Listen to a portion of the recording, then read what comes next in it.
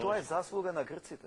Ако го немавме притисокот од грците за оспорување на нашиот идентитет, ретко кој ќе се бавеше со прашање од Антика, од Византија.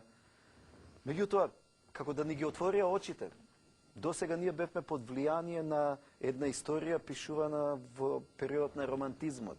Претежно германците се тука најсилни во таа историја, што е во учебниците. Се покажа дека во таа историја има многу празнини. И тие празнини ги плашат сега нашите соседи. Оти тие во дел од својата историја зимале од нашиот идентитет. Не сме имале држава, не сме имале трезор, кај што ќе го чуваме физички трезор. Духовниот трезор е многу силен наш.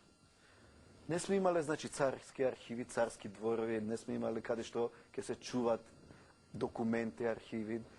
Зимале од дел од тие документи, зимале дел од нашиот идентитет. И, меѓутоа, покрај се, единствено ние сме го сочувале топонимот, името Македонија. Видете колку имиња исчезнале од Балканот. Грција вие нигде ја немате, ја имате Ахаја. Земете ја Библијата, тамо се изречите состои од кај тргнал земјата китајска Александар Македонски и ја покорил Елада. Односно, ја покорил Ахаја. Имате историски извори сега кои се отвараат за таа историја, за Отоманска империја отворени се архивите, Ватикан веќе отворен, на интернет ги имате историски документи на кои можете да потврдите дека се е лага, дека таа пропаганда не успева. Еве што беше неодамно објавен списокот на луѓето што од овој. Ја го имам оригиналот, од 1909. Во Америка доаѓаат луѓе од Турција, меѓутоа они се сметат за македонци. Виношите имаше коментар, уште Тито кога бил дете, овие се изјасниле за македонци. Сега како ќе ја потврдиме тезата на Грција дека Тито не го дал името македонци. Овие се од Отоманска империја што емигрирале, економски емигранти. Оригинален документ е ова. Може да го видите. 1909 во емиграционата служба во Соединените американски држави. И пишува дека доаѓа од Турција, доаѓа од град Прилеп, гледате. Пака пише list or manifest of alien passengers for the United, веројатно и така натаму. И се пишале луѓето 909-та. Македонци.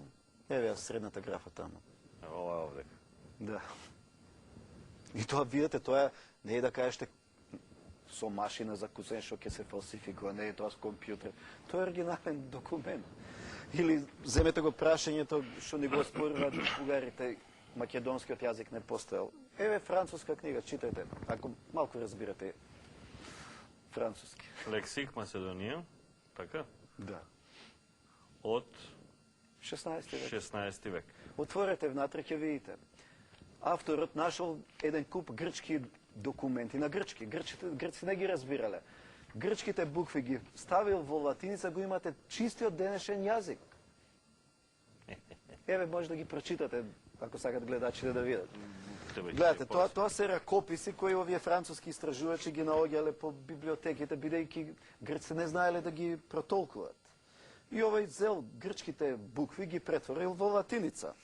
И од латиницата излегува. Еве песни некои да ви ги прочитам, да ги видите во 16 век како збореле луѓето на во овој простор.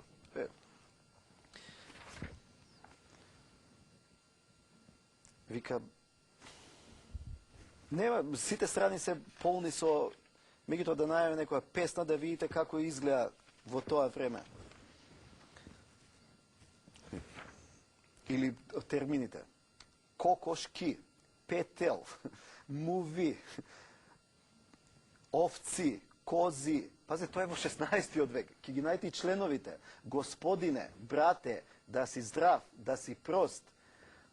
Оставине да спиеме, ела да јадиме и да пиеме. Дал да појдеме, да работиме, имаме леп да купиме. Пазете, сите членови што ние сметаме дека од Блаже Коновски ни наметнуваат, ги имате во Пред 16 400 век. години. Еве, може да ги видите. Тоа пред 400 години. Да. А ние као демек јазикот тука И не ние го се направи. сомневаме, нашиот јазик бил создаден со вештачка конструкција после Асном. Па Ние бил сме Прилепско, имале- Велешко, Да. не знам што ти реков. 16 век, еве, човекот еве 50 година е ова истражување правено низ француските архиви. Еден куп такви ги имате. Во Болоња мои студенти носеа ракописи пишувани некаде во 17 век со грчко писмо.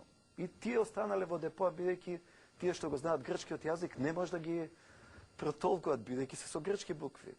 Грчките букви ставете ги во кирилица, го добивате денешниот јазик.